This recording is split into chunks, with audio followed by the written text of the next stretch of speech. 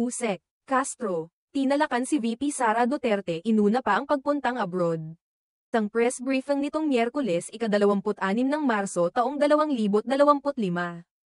Tumugon si Presidential Communications Office, PCO, Undersecretary Claire Castro sa pahayag ni Vice President Sara Duterte hinggil sa umano'y road to dumpster na daw ang Pilipinas sa ilalim ng pamumuno ni Pangulong Ferdinand Bongbong Marcos Jr.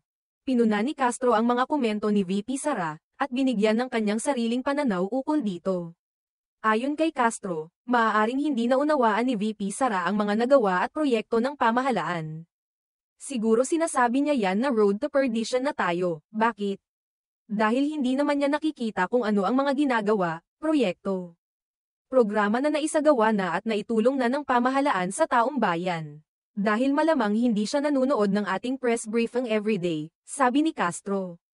Tinutukoy niya dito ang mga hakbang at inisyatiba ng administrasyon na makikinabang ang mga mamamayan, kaya hindi niya maintindihan kung bakit ipinapahayag ni VP Sara na walang pag-asa ang bansa. Dagdag pa ni Castro, mas mainam daw kung maiintindihan ni VP Sara na mas malala ang magiging kalagayan ng bansa kung ang mga lider na katulad niya ang hahawak ng gobyerno.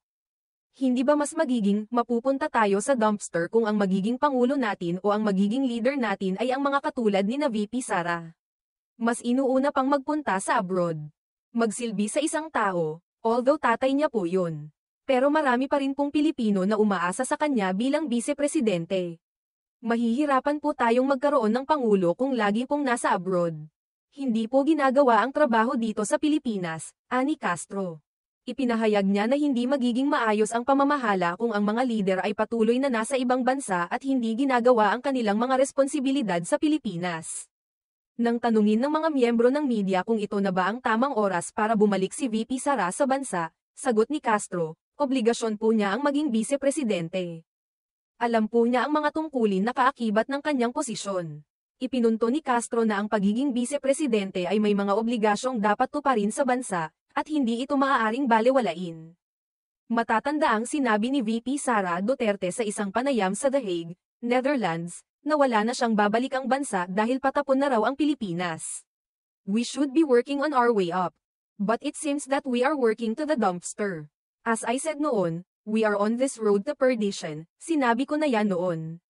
Sa totoo lang, walang nakikitang hope yung mga tao dahil wala rin silang nakikita mula sa gobyerno, ani VP Sara. Sa kabila ng mga pahayag na ito, nanatili pa ring nakabase sa The Hague si VP Sara simula nang maaresto si dating Pangulong Rodrigo Duterte at mapunta ito sa kustodiya ng International Criminal Court, ICC, dahil sa kasong crimes against humanity na isinampa laban sa kanya. Sa kabila ng mga opinyon at pananaw na ibinanggit ng mga opisyal, patuloy na nagiging tampok na isyu ang pahayag ni VP Sara at ang kasalukuyang sitwasyon ng bansa sa mga mata ng mga mamamayan.